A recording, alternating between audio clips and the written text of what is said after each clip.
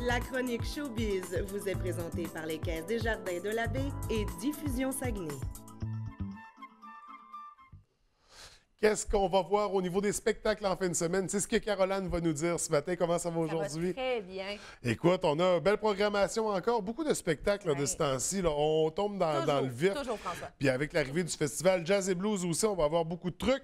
On ne parlera pas tout de suite du festival Jazz et Blues, c'est la semaine prochaine, mais on parle déjà de jazz avec les danseurs des ballets jazz de Montréal. Oui, exactement, qui seront en spectacle. Je tiens à souligner que les ballets jazz de Montréal existent depuis 1972 quand même, et depuis, ils laissent leurs traces un peu partout dans le monde.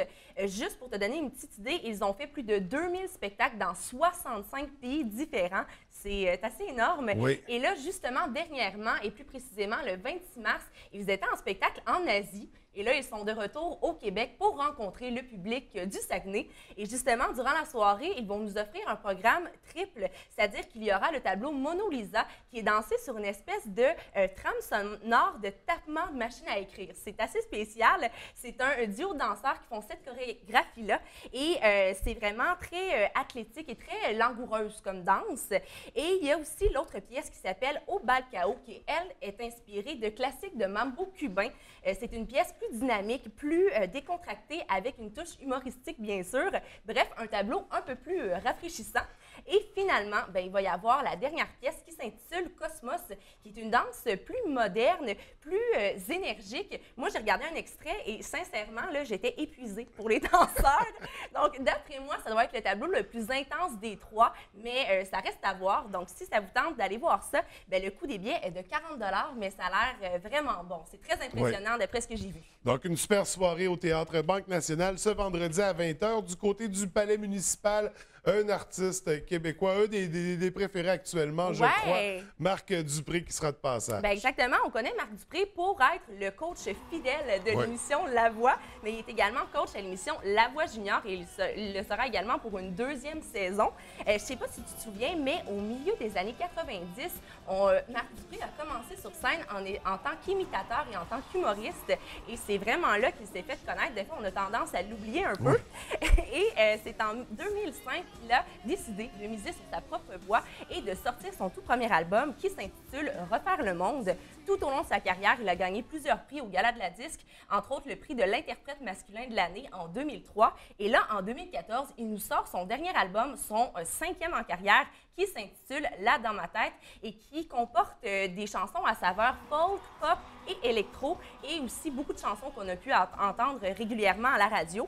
Il faut également s'attendre à un nouvel album parce qu'en décembre dernier, il avait publié sur son compte Instagram une photo où il annonçait qu'il allait sortir un album très bientôt. Donc, ça ne devrait plus tarder. Mais en attendant, on peut aller le voir en spectacle. Le coût des billets de 46 $. Et on sait que c'est un spectacle qui est rempli de surprises. Il y amène souvent d'autres artistes avec lui. Oui, et aussi une bonne touche d'humour, à ce que j'ai entendu dire. Donc, une belle soirée du côté de la baie vendredi prochain.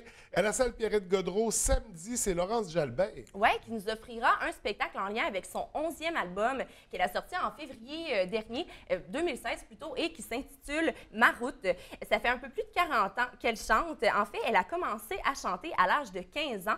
À ce moment-là, elle chantait des musiques qui avaient un style musical de rock parce que c'était vraiment un style musical qui collait à son caractère. Elle a dit en entrevue que plus jeune, elle était assez rebelle. Elle est d'ailleurs partie de chez ses parents à l'âge de 15 ans pour faire de la musique. Partir de chez ses parents à l'âge de 15 ans, ça prend non seulement du courage, mais aussi beaucoup d'entêtement. Et là, son album ne reflète pas cette époque-là de sa vie, mais plutôt son enfance. Parce qu'étant petite, elle habitait en Gaspésie et les seuls spectacles qu'elle allait voir, c'était des shows de country avec ses parents. Donc, étant donné que son album est country, c'est un véritable retour aux sources pour elle. Son album s'intitule Ma route parce que, premièrement, oui, ça fait 40 ans qu'elle est sur la route régulièrement pour faire des spectacles, mais ça reflète aussi la route de sa vie, la route en tant que chanteuse. Donc, si ça vous tente d'aller voir ça, le coût des billets est de 38,50 $. À surveiller, donc samedi, salle Pierrette-Godreau. Mardi prochain, on s'en va au Théâtre Banque Nationale pour Jacques Cuban-Séguin. Oui, exactement. C'est un trompettiste qui commence à se faire de plus en plus connaître, autant au niveau national national qu'international. En 2012, il a été nommé Révélation Radio-Canada. En 2015, il a été en nomination au Gala de la Disque dans la catégorie Arrangeur et Album Jazz de l'année pour son album intitulé Élévation du point de chute. Et pour ce spectacle-là, il sera accompagné des musiciens du Quatuor Alcan. Oui. Donc, si ça vous intéresse, le coût des billets est de 28 $, sinon c'est de 20 $ pour les étudiants. Et là, c'est vraiment dans le cadre du festival Jazz et Blues. Oui. C'est la première soirée mardi prochain. On ouvre ça en force. Oui, le 4 avril. On va y aller avec samedi, du côté du sous-bois. On a la formation Rouge Pompier. Oui, c'est un duo d'artistes qui font essentiellement du rock. Mettons que leur musique brasse pas mal. Yes. Ils ont 2 albums à leur actif. Ils ont sorti leur tout premier en 2012 qui s'intitule Kevin Bacon et leur tout dernier s'intitule Chevy Chase. Cet album-là est encore à saveur humoristique, mais a un côté un peu plus mature et tourne autour du thème de la nostalgie. Et durant cette soirée-là, il y aura également Frank Pisto et Noé Talbot. Si ça vous tente d'aller voir ces beaux artistes-là, ben, le coût des billets est de 12 $, sinon c'est de 15 $ à la porte. Donc, une autre belle soirée du côté du sous-bois. C'est ce qui fait le tour pour ce matin des spectacles à surveiller. On en a beaucoup la semaine prochaine avec Jazz et Blues. On y reviendra, bien entendu. Mais d'ici là, Caroline, je te souhaite une très belle semaine. Merci beaucoup. Bonne journée.